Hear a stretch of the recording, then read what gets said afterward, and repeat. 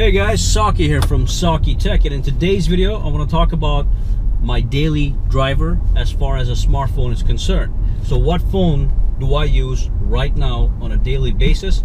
As a matter of fact, you're looking at it sitting right here. It's a Samsung Galaxy S8, and of course this is one of the latest phones on the market, and it's one of the best phones on the market, so it is only natural that I want to use it on a daily basis. But of course, just because a phone is the latest on the market and the most expensive phone on the market doesn't mean it should be your daily driver.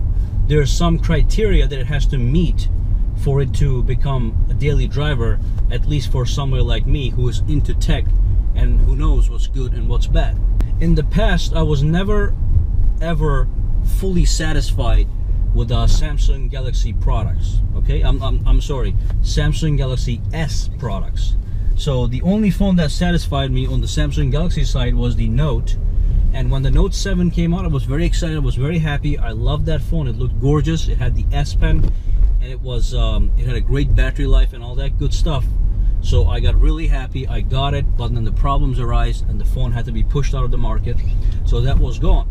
So ever since, I've been using iPhone 7 Plus mainly, but I've also used the HTC 10, I've used the S7 Edge, and none of these phones give you everything, all right?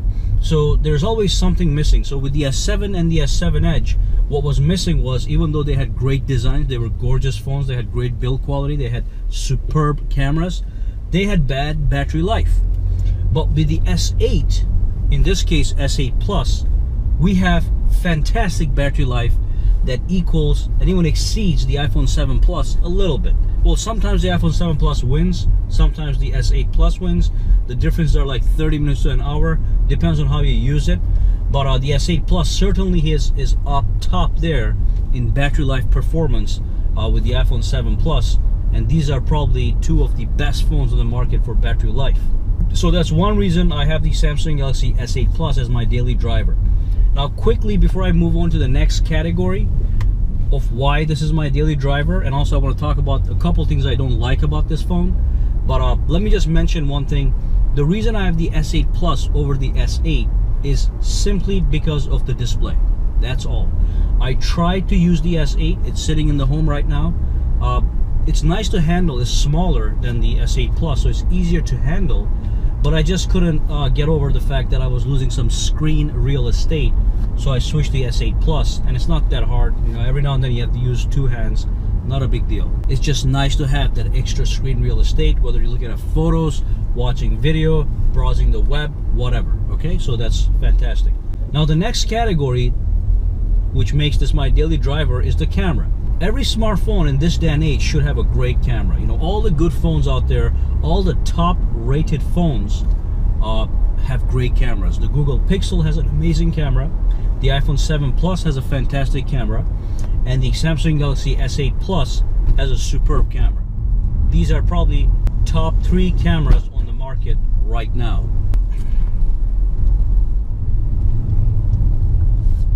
So let's talk about the next category.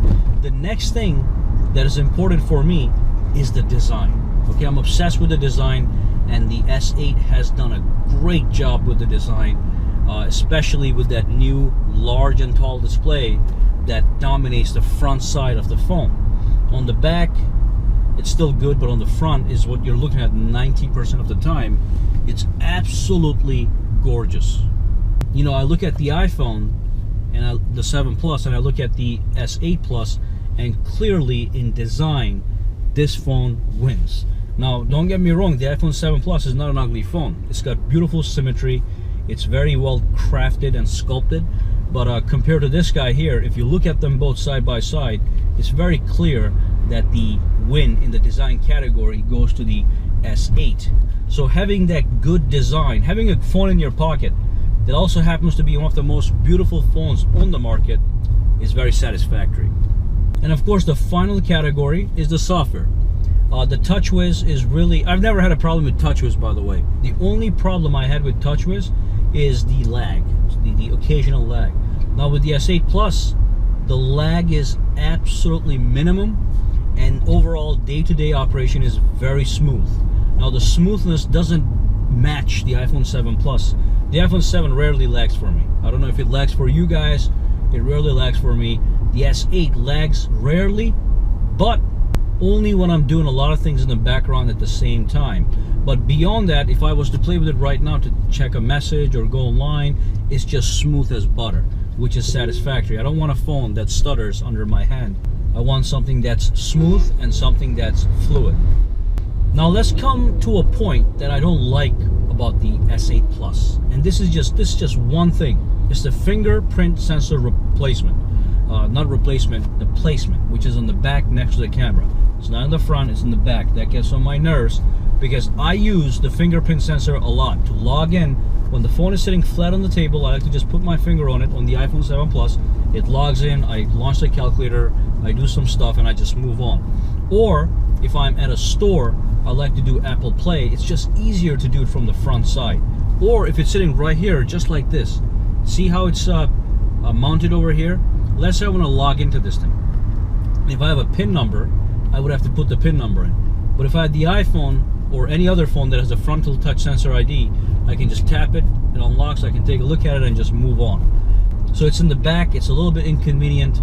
I do have to say though, when you put your finger, if you can put your finger exactly on the spot, it works flawlessly. The fingerprint sensor is certainly fast and accurate, but because it's on the back, sometimes it's hard to reach. Sometimes I put my finger on the camera.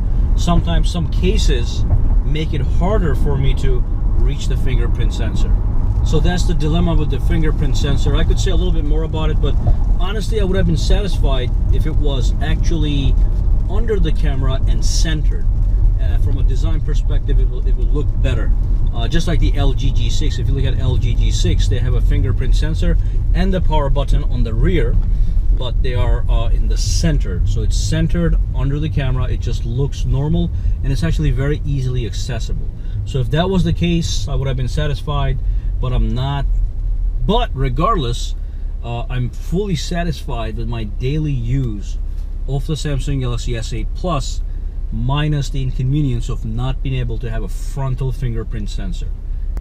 So that's my story, guys. What I want you guys to do is drop a comment down below. Let me know, what is your daily driver? Is it the Samsung Galaxy S8 or the S8 Plus, the iPhone 7, iPhone 7 Plus? And maybe you can tell me what phone you're waiting to get your hands on, and also tell me why the phone that you're currently using is your daily driver. Is it because you've got no money and you just had to buy that cheap crap, or is it because you actually like it and you enjoy the features? It does the job for you, it gets the job done for you. Some people don't want the best of the best. You know, I know a lot of people, they're content with the LG G4 from 2 years ago, and I also know a lot of people that are still using the iPhone 6 or the 6S and 6S Plus, and they're just fine with the fact that they don't have the latest and the greatest. Alright guys, well, thank you for watching this video. Make sure you drop those comments down below, and make sure to subscribe to Saki Tech and give this video a thumbs up if you liked it, or a thumbs down if you don't like it. You hate Saki Tech and everything that he stands for. But make sure to follow me on Twitter and Instagram at Saki Tech Online. That was a message right there. So make sure to follow me on Twitter and Instagram at Saki Tech Online. Guys, have a fantastic day. I've got some shopping to do.